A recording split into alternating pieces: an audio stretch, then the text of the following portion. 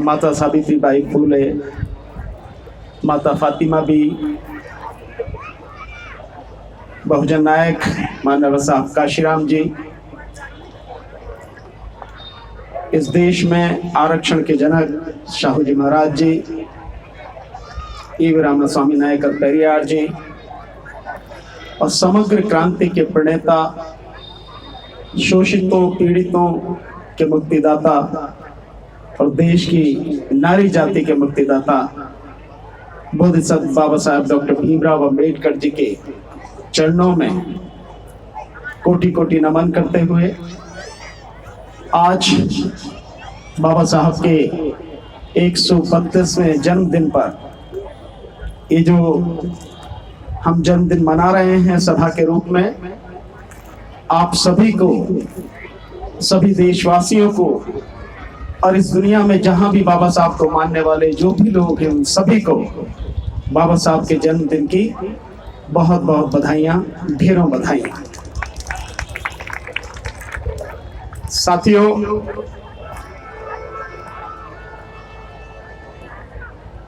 हमारे लिए तो सबसे बड़ा त्योहार है ये बाबा साहब का जन्मदिन। हालांकि ये दुखद है कि हमारा पूरा समाज न जाने किस किस त्योहार में अटका पड़ा है। उन त्योहारों से हमारा कोई लेना देना नहीं है, वो हमारे त्योहार नहीं है, फिर भी जाने अनजाने हम उन सबको भी मनाते रहते हैं। लेकिन हमारे लिए तो सबसे बड़ा त्योहार यही है बाबा साहब का जन्मदिन। इसके साथ ही दूसरा बड़ा त्योहार बुद्ध पूर्णिमा जो 5 तारीख को आने वाली है। और अगर इनके अलावा हमारे कोई त्योहार है तो हमारे संतों और महापुरुषों जिन्होंने हमारी मुक्ति के लिए, हमारे कल्याण के लिए, हमारे उत्थान के लिए अपना तमाम जीवन समर्पित कर दिया, उनके जन्मदिन, उनकी पुण्यतिथि हमारे त्योहार हैं। अगर हम किसी महापुरुष का जन्मदिन मना रहे हैं तो स्वाभाविक है, इसका मकसद केवल यही बताना नहीं है कि वो कब पैदा हुए, कहां पढ़े, कहां हुए पैदा, कहां रहे, क्या क्या शिक्षा ग्रहण की, क्या क्या पद ग्रहण किए और कब उनके जीवन का अंत हुआ। केवल यही मकसद नहीं होना चाहिए। किसी भी महापुरुष या किसी भी संत के जन्मदिन या पुण्यतिथि का मतलब यह है कि उस व्यक्ति ने, उस महापुरुष ने अपने जीवन में जो संघर्ष किए और जिन परिस्थितियों में वो संघर्ष किए, हम उससे कुछ प्रेरणा लें। अगर हम उससे कुछ प्रेरणा ले पाते हैं और उस प्रेरणा को लेकर अपने जीवन में उतार पाते हैं, अमल कर पाते हैं, अपने आचरण में उसे ला पाते हैं, उनकी शिक्षाओं को, उनके संघर्षों को, तो ही ऐसे जन्मदिन, ऐसी पुण्यतिथि मनाने का मेरी समझ में कोई अर्थ है, अन्यथा तो इसका कोई अर्थ नहीं है। मेरे से पूर्व वक्ताओं ने आपको बहुत अच्छी तरह से बाबा साहब के विषय में बताया होगा और आप अगर चाहेंगे तो बाबा साहब का जन्म कहां हुआ, कब हुआ, कौन उनके माता पिता, कौन उनके जीवन संगनी, कितनी डिग्रियां ली, कहां कहां पढ़े, कहां कहां बाबा साहब रहे, क्या क्या उन्होंने काम किया और कब उनका महापरिनिर्वाण हुआ, आप सब ये किताबों में पढ़ सकते हैं। इसके लिए कहीं कोई व्यक्ति यहाँ आके बताए, मैं समझता हूँ उसकी शायद ज्यादा जरूरत नहीं है, पर फिर भी लोग यहाँ आए होंगे तो बताकर गए होंगे, बताते रहते हैं, हर साल आप सुनते हैं। मैं उससे अलग हट के कुछ बात और उन बातों को आज के संदर्भ में देश और देश की तमाम जनता जिन परिस्थितियों से गुजर रही है और वो परिस्थितियां कितनी भयानक हैं, उनके संदर्भ में बाबा साहब का जो जीवन संघर्ष रहा है उस बात को समझाने का प्रयास करूंगा। हम सब इस बात को मानेंगे कि आज हम लोग, और दिल्ली में रहने वाले तो विशेषकर, और दिल्ली की तरह महानगरों में रहने वाले लोग, शहरों में रहने वाले लोग, या गांव में भी जो समृद्ध लोग हैं, वो निश्चित रूप से जिन परिस्थितियों में बाबा साहब ने अपना जीवन जिया उससे कहीं बेहतर परिस्थिति में आज हम लोग यहां रह रहे हैं। इसमें तो कोई संदेह किसी को होना नहीं चाहिए। लेकिन फिर एक पल के लिए सोचो कि इतनी विपरीत परिस्थितियों में बाबा साहब ने इतनी बड़ी शिक्षा हासिल की और जो लक्ष्य जीवन में उन्होंने चुना, तय किया, उस लक्ष्य की तरफ लगातार बढ़ते रहे। कोई रोक नहीं पाया उन्हें, कभी वो रुके नहीं, कभी वो झुके नहीं, कभी किसी से डरे नहीं और अपने लक्ष्य से कभी भटके नहीं। हम में से बहुत सौ के बच्चे हैं, ये बाबा साहब की बदौलत है। हम लोग भी और हमारे बच्चे भी अच्छे स्कूलों में, कॉलेजों में पढ़ते हैं। हालांकि बहुत बड़ी संख्या गरीबों की है जिनकी शिक्षा, उनकी क्या सभी की शिक्षा सरकार अब छीन रही है? अभी आपने देखा भी, बताया भी, राजेंद्र गौतम जी बता के गए हैं कितनी महंगी शिक्षा हो गई है। ये सब शिक्षा छीनने का तरीका। लेकिन बाबा साहब डॉक्टर अंबेडकर ने जब अपनी शिक्षा शुरू की तो आप लोग जानते हैं कि जिस क्लासरूम में बच्चे पढ़ते थे उस क्लासरूम के कमरे के उसके बाहर, दरवाजे के बाहर बाबा साहब को बैठना पड़ता था। वहां जहां लोग अपने चप्पल जूते उतारते थे वहां से पढ़ते थे। लेकिन इस सब के बावजूद भी इतनी उच्च शिक्षा प्राप्त की कि जो लोग ऐशो आराम से पढ़ते थे, कमरे के भीतर पढ़ते थे, सम्मान से पढ़ते थे, आज उनका नाम कुछ अता पता कहीं नहीं मिलेगा। लेकिन ये धरती जब तक कायम रहेगी बाबा साहब का नाम कभी मिट नहीं सकेगा, कभी भी। इसको बताने का केवल एक ही मकसद है, हम कितनी भी बुरी परिस्थिति में रहे, कितने भी विपरीत माहौल में हमें जीना पड़े, लेकिन अपने लक्ष्य से कभी हमें भटकना नहीं चाहिए, किसी से हमें डरना नहीं चाहिए। पूरी लगन के साथ, पूरी ईमानदारी के साथ अपने लिए, अपने परिवार के लिए, अपने समाज के लिए और अपने देश के लिए काम करते रहना है। इस बात को कितने लोग अमल में ला रहे हैं, मैं आप ही पर छोड़ता हूं। अपना आत्मावलोकन कीजिए, अपने अंतर मन में झांकिए और फिर आकलन कीजिए कि क्या आप उन परिस्थितियों के मुकाबले आज जिस समय में रह रहे हैं, क्या बाबा साहब के बताए रास्ते पर चल भी पा रहे हैं? उन्होंने जो जीवन जिया इतने उच्च शिक्षा प्राप्त करके, और एक बार जब पूछा गया उनसे तो बाबा साहब ने तो कहा कि ऐसा कुछ नहीं है जिसे मैं प्राप्त नहीं कर सकता, मुझे उसकी चिंता नहीं है, मैं कहीं भी हूं। वो आरक्षण वगैरह जिससे आप और हम लोग यहां तक पहुंचे वो समय नहीं था उस समय, और कभी उन्होंने लिया भी नहीं। बावजूद उसके, उस जमाने में जब पढ़ने वाला कोई नहीं था, एक अछूत का बेटा पढ़ा और दुनिया में नाम किया और दुनिया ने भी सम्मानित किया, सिंबल ऑफ नॉलेज कहकर, ज्ञान का प्रतीक कहकर। क्या हम कुछ प्रेरणा ले पा रहे हैं उनसे? नहीं ले पा रहे हैं। उनका जीवन जितनी विपरीत परिस्थितियों में था कोई कल्पना नहीं कर सकता।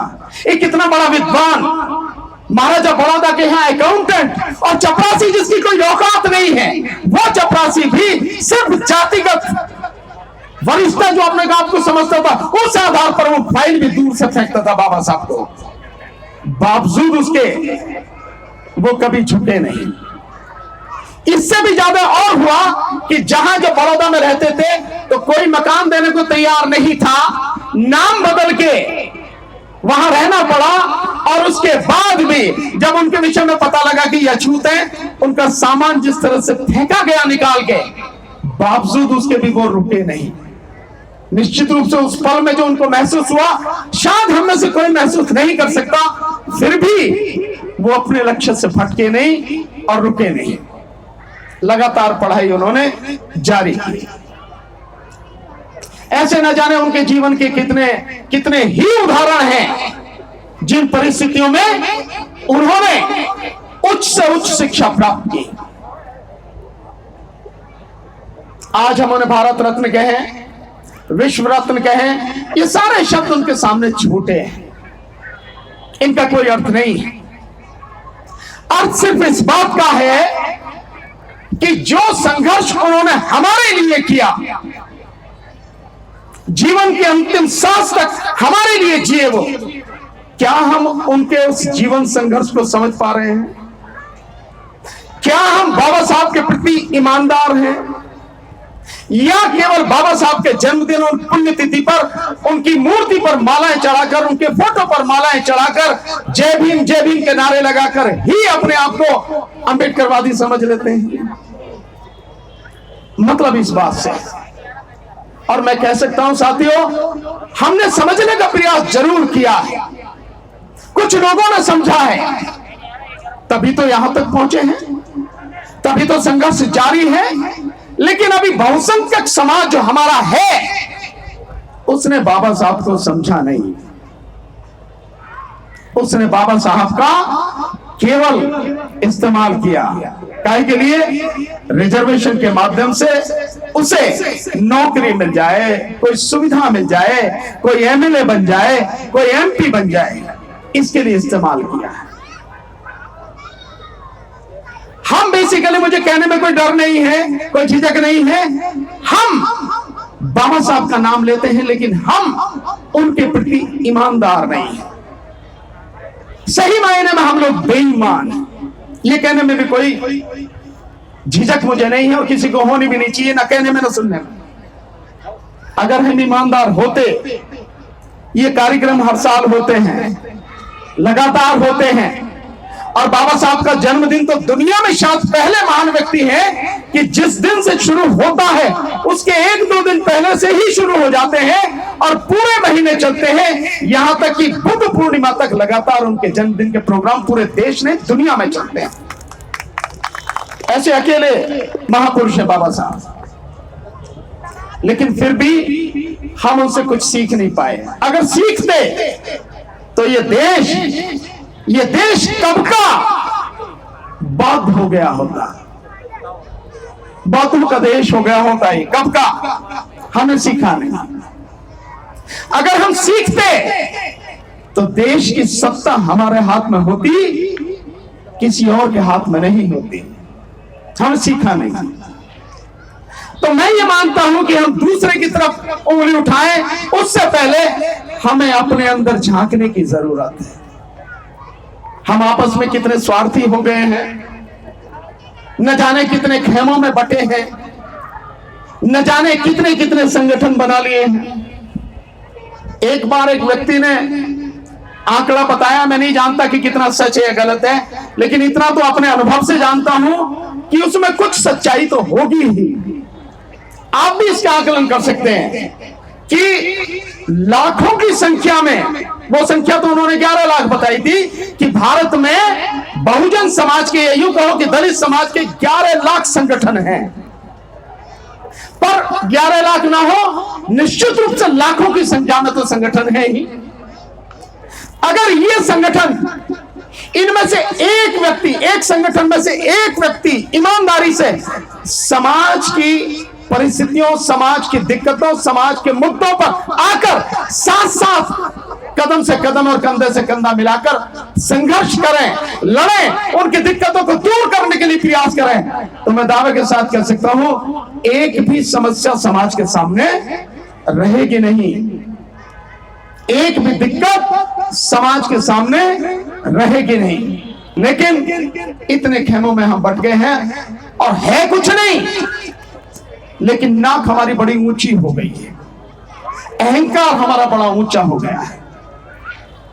इसको जानने की, इसको समझने की जरूरत है साथियों। हमें आत्मावलोकन की बहुत ज्यादा जरूरत है साथियों। नहीं तो जो परिस्थितियां आपके सामने हैं और जो आने वाली हैं, उसकी कल्पना भी अगर आपने सही तरीके से कर दी, रूह कांप जाएगी। आपकी जो परिस्थितियां आने वाली हैं, आपकी कल्पना में भी नहीं है जितना बुरा समय आने वाला है। वर्तमान सरकार ने बाबा साहब का नाम लेकर ही और वो नौटंकी करके ही, देश का प्रधानमंत्री सबसे बड़ा नौटंकीबाज है, तो उस नौटंकीबाज ने ही बाबा साहब का नाम लेकर नौटंकी करके समाज का बेड़ा गर्क कर दिया। तो जो सरकार है, उस सरकार ने आपके देखते देखते और आपके नेताओं के होते हुए 129, 131 है आज की तारीख में आपके सांसद हैं लोकसभा में, राज्यसभा में भी कुछ हैं, और 1145 के लगभग पूरे देश की सभी विधानसभाओं और विधान परिषदों में लगभग 1145 मेरी संख्या बताइए, ये एमएलए और एमएलसी हैं। इन सबके सामने, इन सबकी आंखों के सामने, इनके होते हुए और इन्हीं के समर्थन से आपका सब कुछ छीन लिया। आपका रिजर्वेशन छीन लिया, आपके बच्चों की शिक्षा छीन ली, आपका रोजगार छीन लिया। आप आज अपनी एफआईआर लिखाने जाओ, कोई लिखता नहीं है। जब तक उसे कानूनी फंदे में ना फंसा लिया जाए, कोई किसी थाने में आपकी एफआईआर नहीं लिखी जाती। कोई अधिकारी सुनने को तैयार नहीं है। तो आपके लिए जिम्मेदार कौन थे? जिनको काम करना था उन्होंने कोई काम नहीं किया। सरकार ने आर्थिक आधार पर संविधान के विरुद्ध जाकर सवर्ण समाज को 10% आरक्षण दिया, लेकिन संसद में हमारे ही समाज के लोगों ने उस 10% आरक्षण जो संविधान के विरुद्ध था, उसके पक्ष में वोट दिया और उसे पास कराया। और जिन लोगों के लिए 10% आरक्षण पास कराया, उनके पास कितना आरक्षण है पता है? 50.5% आरक्षण उनके पास पहले ही है। क्यों? कैसे? इसको समझो। 15% एससी का आरक्षण, 7.5% एसटी का आरक्षण, 22.5% हो गया, और 27% ओबीसी का आरक्षण, 49.5% हो गया। तो 50.5 यानी 50.5% किसके पास है? सवर्णों के पास। और ये 10% आर्थिक आधार पर और मिल गया। और सुप्रीम कोर्ट ने भी कह दिया हाँ ये बिल्कुल सही है। वो सुप्रीम कोर्ट जो 4% आरक्षण जाटों को नहीं दे सकी, उसने 10% उन्हीं सवर्णों को दे दिया जिनके पास में 50.5% पहले से ही आरक्षण है। ये स्थिति है आपके सामने। और हकीकत में जो आज की तारीख में आरक्षण आपके पास है, वैसे तो सब कुछ खत्म कर दिया, क्योंकि सब प्राइवेट किया जा रहा है। और प्राइवेट इसीलिए किया जा रहा है आपको कुछ न मिल पाए। जो ठेका प्रथा है इसीलिए है। काम आज भी सफाई का काम है तो हमारा भाई ही कर रहा है सफाई, लेकिन उसके नाम पर 25,000 रुपए लिए जाते हैं, दिए जाते मात्र उसको 10 या 12,000 रुपए है। बाकी जो है ठेकेदार और सरकार और अधिकारी मिलकर बांट लेते हैं। काम हम ही कर रहे हैं। इसी तरह से कॉन्ट्रैक्ट बेस पर रखे गए, तो हमारा आरक्षण सब कुछ खत्म कर दिया गया और हम सब मजे में सो रहे हैं। कहीं कोई संघर्ष आपका हमारा नजर नहीं आता। इसके साथ साथ और बहुत सी चीजें हैं। नोटबंदी की आपको खाली कर दिया, रोजगार खत्म कर दिए, इंफॉर्मेशन आपको कहीं मिल नहीं सकती, मीडिया उसको गुलाम बना लिया। जो मेन स्ट्रीम मीडिया है मोदी के तलवे चाटता है। आज की तारीख में यह स्थिति हो गई है। बोल नहीं सकता, उसके खिलाफ एक सवाल नहीं पूछ सकता। धीरे धीरे धीरे धीरे ये जो परिस्थिति बढ़ती चली जा रही है, ये सब तबाह कर देंगे अगर आप इस चीज को समझेंगे नहीं, बोलेंगे नहीं और इकट्ठे नहीं होंगे। तो 2-3 चीजें और आपके सामने रखूंगा, उसके बाद अपनी बात खत्म करूंगा। एक आपने सुना होगा, ईवीएम मशीन में रिमोट कंट्रोल से चलने वाली ईवीएम मशीन आ रही है। 2024 के चुनाव में वो मशीन पूरी तरह से चुनाव में इस्तेमाल हो, इसके लिए अभी से सारी प्रक्रिया की जा रही है। रिमोट कंट्रोल से चलने वाली। अब आप देखिए कि जो आमने सामने आपकी आंखों के सामने जो मशीन है उसमें गड़बड़ी हो रही है, और अब रिपोर्ट आ रही है कि वीवीपैट में 37% वीवीपैट की मशीनें गड़बड़ हैं, यानी 6.5 लाख से ज्यादा वीवीपैट की मशीनें गड़बड़ हैं। एक बूथ पर एक इस्तेमाल होती है वीवीपैट की मशीन, तो 6.5 लाख बूथों पर 6.5 लाख बूथों पर जो मशीन है खराब है, वो मशीन इस्तेमाल हो रही है। ये चुनावी प्रक्रिया है और अब रिमोट कंट्रोल से चलने वाली है। कहना यह है कि जो 2000-4000 किलोमीटर दूर बैठे हैं मजदूर, उनको वोट डालने के लिए अपने गांव, अपनी विधानसभा में न जाना पड़े, लोकसभा में न जाना पड़े, वहीं से बैठ के वो वोट डाल दें, इसलिए उस मशीन को लाया जा रहा है। लेकिन मेरा एक सवाल है, पिछले 2 साल में 12 करोड़ प्रवासी मजदूरों की नौकरी चली गई, रोजगार चला गया, उनके रोजगार की चिंता नहीं है। लेकिन 6 करोड़ जो प्रवासी मजदूर हैं, उन्हें वोट डालने के लिए गांव न जाना पड़े, अपनी विधानसभा में न जाना पड़े, उनकी वोटों की परवाह है। क्यों? क्योंकि 6 करोड़ वोटों की बेईमानी की जा सके, यह है। और ईवीएम पर सब चुप बैठे हैं, कोई बोलने वाला नहीं। अब धीरे धीरे कभी कहीं से कोई बोलता, कभी कहीं से बोलता, सारे मिलके क्यों नहीं बोलते भाई? और अगर ईवीएम रहेगी तो आप बीजेपी 2024 के चुनाव में आएगी, और 2024 में आई, उसके बाद कुछ रहना नहीं है। 1 साल में सारी कहानी खत्म हो जानी है। मैं लिख के दे रहा हूं आपको, इसलिए लड़ने की जरूरत है साथियों। और दूसरी बात जो मैं आपको बताना चाहता हूं साथियों, सब लोग बताते हैं, समझाते हैं आपको, फिर भी मैं भी प्रयास करता हूं। बाबा साहब ने कहा था शिक्षित बनो। हम शिक्षित बने क्या?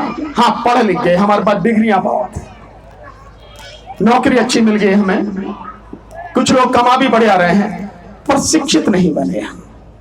अगर हम शिक्षित बनते तो निश्चित रूप से जबरदस्त तरीके से आंदोलन कर रहे होते, सरकार को कब के उखाड़ के फेंक दिए होते हैं। हम पढ़ लिख गए, शिक्षित नहीं हुए, तो शिक्षित बनना जरूरी है। और जिस दिन आप शिक्षित बन जाओगे, उस दिन ऑर्गेनाइज हो जाओगे आप। यही कहा ना बाबा साहब ने, एजुकेट, ऑर्गेनाइज, देन एजिटेट, यही तो था उनका। शिक्षित बनो, संगठित रहो, संघर्ष करो। तो जिस दिन हम शिक्षित हो जाएंगे, उस दिन हम संगठित हो जाएंगे, और जिस दिन संगठित हो जाएंगे, इस चीज को समझ लेंगे, उस दिन हम आंदोलन करना शुरू कर देंगे। और जिस दिन आंदोलन करेंगे, हमारे सामने कोई टिकने वाला नहीं है। 2 अप्रैल सबको याद है ना, किसी लीडर ने उसको लीड नहीं किया, लेकिन 2 अप्रैल ने सुप्रीम कोर्ट को भी झुका दिया और इस देश की सरकार को भी झुका दिया। दोनों को अपने फैसले बदलने पड़े। तो ये है हमारी ताकत। और जिससे लोग घबराते हैं, जिसका नाम लेने से घबराते हैं, जिसे मैंने कहा अभी नौटंकीबाज, उस आदमी से डरपोक व्यक्ति मैंने देखा नहीं है कहीं भी। 3 आंदोलन गिनाता हूं, उससे उसका आकलन कर लीजिए। सीए एनआरसी का आंदोलन, इस समाज में, इस देश में मुस्लिम महिलाओं ने, बहनों ने, बच्चियों ने जितनी मजबूती से पूरे देश में आंदोलन किया, क्योंकि मैं हर जगह गया, मुझे एक एक चीज मालूम है, घुटनों पर ला दिया सरकार को। कानून लोकसभा में, राज्यसभा में पास भी करा लिया, राष्ट्रपति के साइन भी करा लिए, नोटिफिकेशन भी हो गया, लेकिन सरकार की औकात नहीं है, उसके गुर्दे में इतना दम नहीं है कि आज भी उसे लागू कर दे। यह है उस आंदोलन की ताकत। दूसरी ताकत जो आपने आंदोलन किया 2 अप्रैल वाला, सरकार भी झुकी, सुप्रीम कोर्ट भी झुकी, दोनों ने बदला। और तीसरा आंदोलन, किसान आंदोलन, जितने 13 महीने में घुटनों पर ला दिया, जिसमें हम 13 महीने लगातार साथ में रहे। अपनी शक्ति को पहचानो, बाबा साहब को सही तरीके से समझो साथियों, और उनको समझकर अपने जीवन में बदलाव लाओ। और जो रास्ते उन्होंने हमें बताए हैं, जो रास्ता हमें दिखाया है, उसकी तरफ अपना आचरण करो, तभी कुछ हमारा भला हो पाएगा। आपने बुलाया, आपने सम्मान दिया, बोलने का मौका दिया, और आप सबने बहुत ध्यान से सुना, उसके लिए बहुत बहुत आभार। नमो बुद्धाय, जय भीम। बहुत बहुत धन्यवाद, बहुत बहुत साधुवाद। हमारे एडवोकेट साहब ने बड़े विस्तार से सारी बातें यहाँ